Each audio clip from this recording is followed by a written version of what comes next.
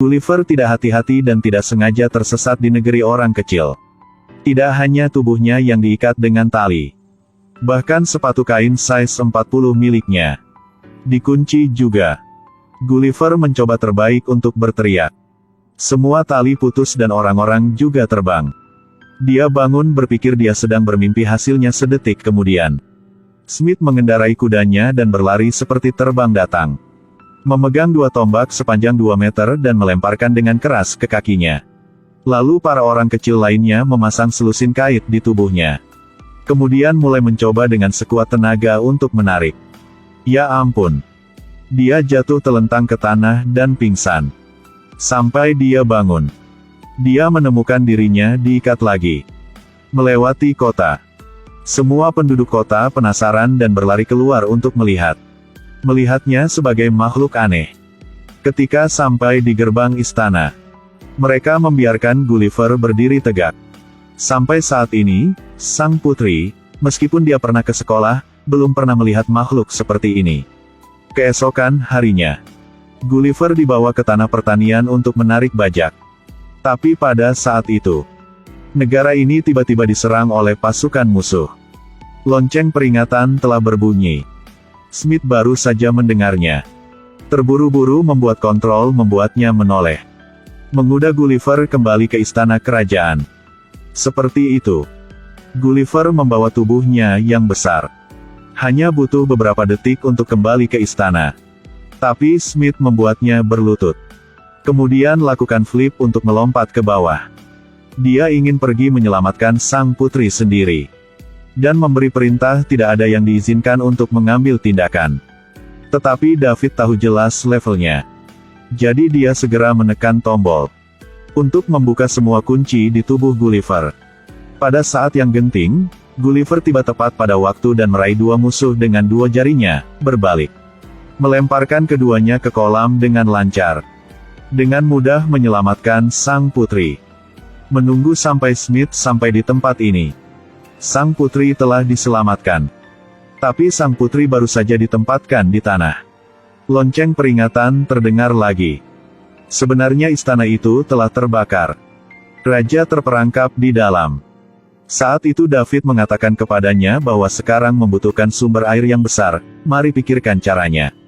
Baru selesai bicara, Gulliver membuat semua orang terkejut.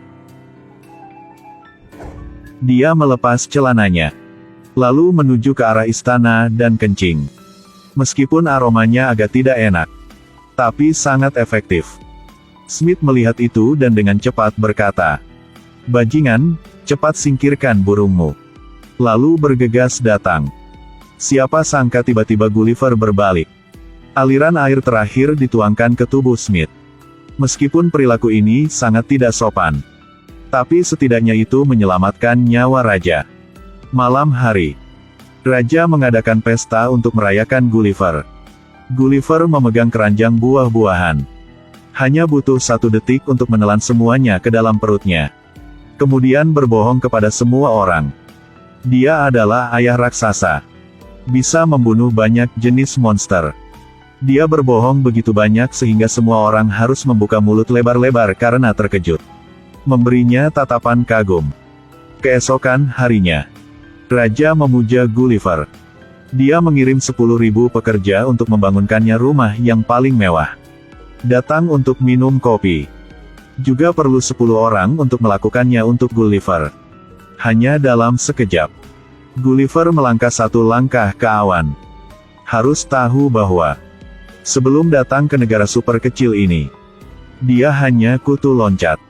Hingga malam hari, raja membangunkannya bioskop. Hidup bahagia ini tanpa kekhawatiran. Sesaat membuat Gulliver melupakan ibunya.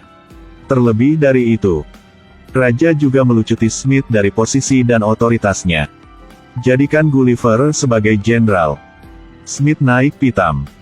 Dia dengan marah pergi ke ruang kontrol. Semua peralatan pertahanan istana. Adegan itu, pada saat ini, dilihat oleh negara yang bermusuhan dari jauh. Mereka segera memberitahu raja mereka. Bersiap untuk mulai berkelahi. Sedetik kemudian. Ya ampun. Ada ribuan bom di langit. Istana langsung berubah menjadi berantakan. Smith dengan puas menjelekkan Gulliver. Hari pertama menjadi jenderal, menyebabkan seluruh negara binasa. Selain itu, tahu negara dalam bahaya. Dia mengenakan piyama berjalan keluar dengan santai. Lihat ratusan perahu merah. Meskipun dia sedikit takut, Gulliver mencoba untuk terlihat tenang. Dia melepas kaosnya, lalu sepatunya, perlahan bergerak menuju musuh. Ketika dia datang di depan mereka, Gulliver tidak terburu-buru untuk menyerang. Dia bernegosiasi dengan mereka. Suruh mereka berpura-pura menyerah. Musuh baru saja mendengarnya. Menyerah? Kamu sedang bermimpi. Semua meriam diarahkan ke arah Gulliver dan menembak. Ratusan meriam semuanya ditembakkan padanya, dan tercetak di kulitnya yang tebal. Juga berkat lapisan lemaknya yang melimpah. Dia membuat semua meriam memantul kembali ke kapal musuh. Peluru meledak seperti popcorn. Suasana sekarang hanya warna asap gelap. Gulliver melihat itu. Dia tidak mengagumi dirinya begitu tak terkalahkan. Dia meraba-raba lengannya di bawah air, dan ambil semua tali tambatan kapal musuh. Kumpulkan mereka untuk dipegang. Lalu tarik seluruh perahu untuk berbalik. Pertempuran kali ini, bantu Gulliver dijadikan dewa. Fotonya terpampang di mana-mana. Bahkan dicetak pada pakaian. Bahkan dibawa pergi untuk dipijat. Dia dilayani oleh tentara. Jika dia membutuhkan potong rambut, harus mengundang tukang cukur top. Smith disiram dengan air dingin. Sampai keesokan harinya, dia pergi ke depan musuh, dan menyatakan keinginannya untuk bekerja sama dalam mengalahkan Gulliver. Sebuah telur raksasa muncul di depan Gulliver, dan orang yang duduk di dalamnya adalah Smith. Dia ingin bertarung 1v1 dengan Gulliver. Gulliver memasang wajah sombong berpura-pura naif. Tanpa diduga sedetik kemudian, telur itu tiba-tiba berubah bentuk.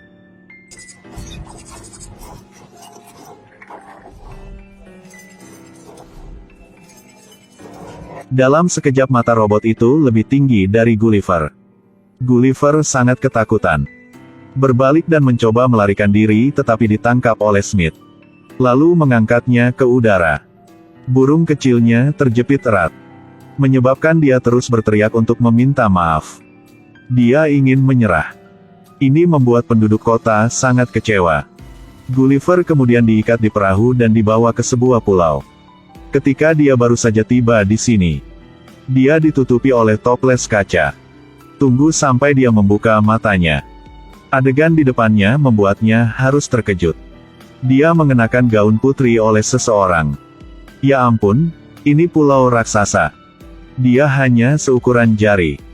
Ada kendi susu yang terbang tepat ke mulut Gulliver. Seperti itu saja. Dia telah menjadi mainan anak kecil.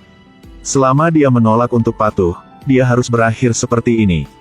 Gulliver pada awalnya mencoba membuat keputusan untuk hidup seperti ini selama sisa hidupnya.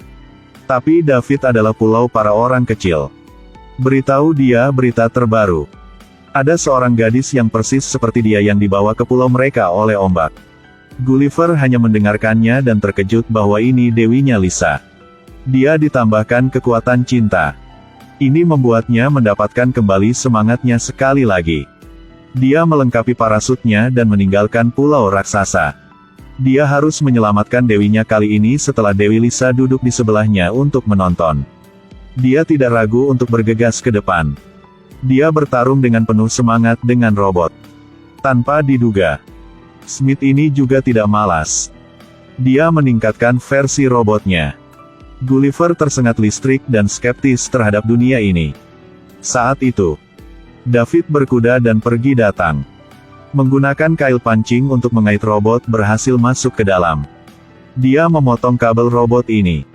Gulliver melihat itu, bergegas masuk dan membuat sebuah tendangan yang menyebabkan dia jatuh. Kemudian dia mengambil alu dan memeluk robot dari belakang. Mulai menggunakan semua kekuatannya untuk menyerang kepala robot. Akhirnya pukulan terakhir memenangkan kemenangan luar biasa untuk Gulliver. Memang benar bahwa tidak mungkin untuk tidak mengagumi kekuatan cinta. yang bisa memberikan kekuatan sebesar itu pada Gulliver yang lemah. Film berakhir di sini, dadah dan sampai jumpa lagi.